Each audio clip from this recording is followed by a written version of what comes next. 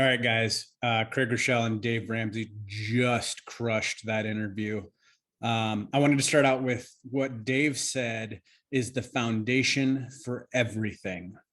He said you have to have real clear values and principles because from that's what everything comes from. And he goes, you don't have to just know it, you have to do it.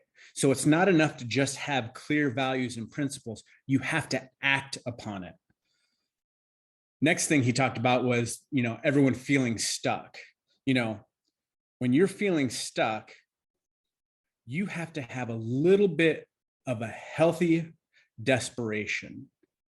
He said most people get to a point where all of a sudden they're feeling comfortable, and that is when they get stuck because of the fact that, you've done something so long and it's worked for so long that you just continue to do that thing because we think that we're going to attack the task, but instead the person that we're bringing that conflict to feels as though we're attacking them. So in conflict, make it a point to focus on attacking the task in a way that doesn't make the person you're bringing that to feel as though you're attacking them.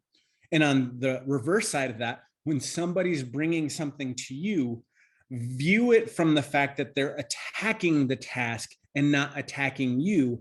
And then when you respond to that, your response will be a lot different. The other thing that Dave said was motivating people is impossible.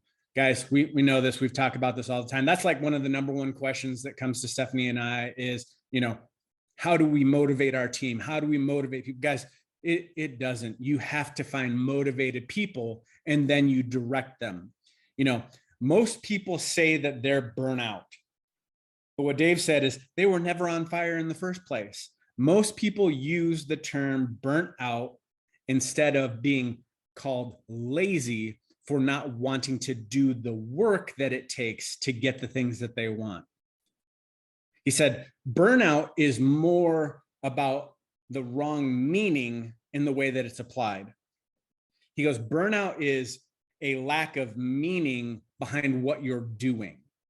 So you feel burnout because of the fact that you're doing a bunch of stuff and you're not seeing the results of it. You're not seeing the impact of it. You have no idea why you're doing it. And you continue to do it over and over and over again without seeing a result, which, as we know, is the definition of insanity. So burnout is also tied to insanity. So if you're going to keep doing the same thing and not seeing the results, of course you're going to get burnout. Any human will get burnout. But he said, fatigue is what successful people have, because fatigue is doing too much of a good thing. And at that point, it's time for you to take rest, restore, and refill yourself so that you can go out and continue to pour out into others. He said, connect what you're doing to the mission of changing the next person's life, and you will lead a fulfilled life. You will never get burnt out, but you will have fatigue along the way.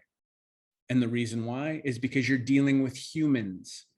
Anytime you deal with humans, you have multiple personalities to deal with, multiple reactions. People aren't always going to go and do the things that you want for them, even though you may know what's best for them.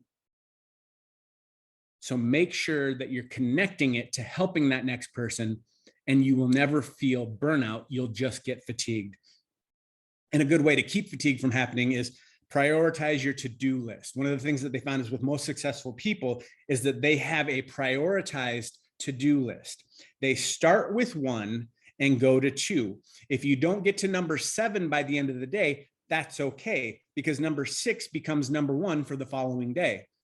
But never skip straight from number 1 to number 6. You have to go through 2 through 5 and get those done first before you get to number 6. That is how successful people get more things done than the average people, is because they put all of their ducks in a row. They don't let the ducks fly around and then pick one randomly. The next thing that they talked about, which is one of my favorite things, is failing forward.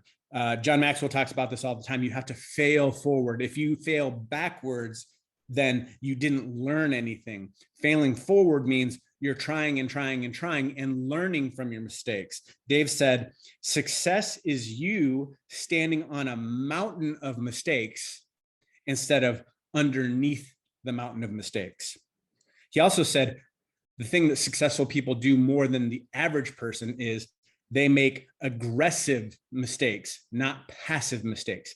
They're actively going out and doing things as opposed to just sitting back and passively letting mistakes happen.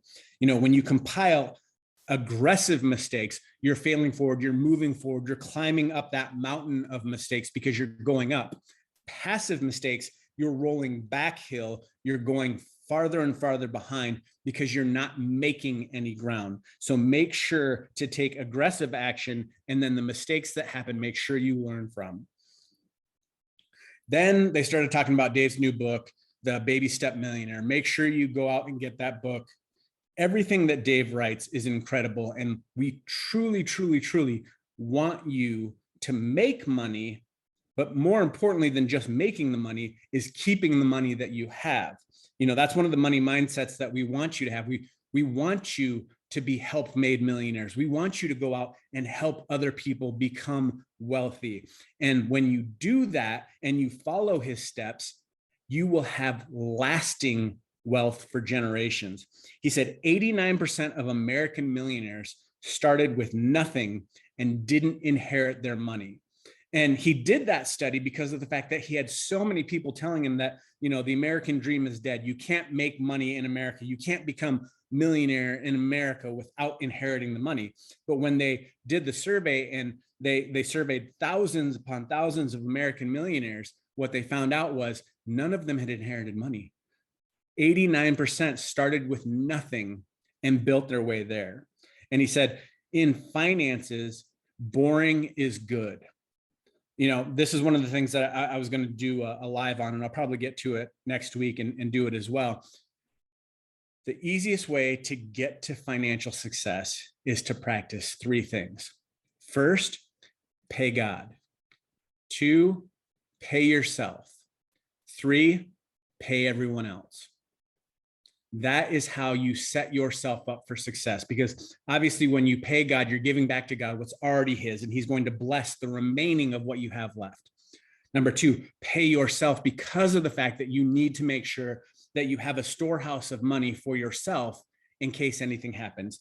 And then from what's left, that's when you go and pay everybody else. And then once you've paid everybody off, so once you're out of debt, now 1 and 2 become the main focus. And then you can create a new 3, which is giving back to others, not paying others, giving to others. And those are a great formula for successful financial living. Guys, I hope this helped you. I love listening to Dave Ramsey. You know, it's one of those things that I listened to in my office back when I used to work in an office, and it helped set my mindset. Went through Financial Peace University. It was one of the things that set me up for success with my finances. So make sure to go get his book, Baby Step Millionaires, read it, share it, practice those principles, and you will have a healthy and successful financial future. Guys, go out and make an amazing week. See you here again soon. Have a good day.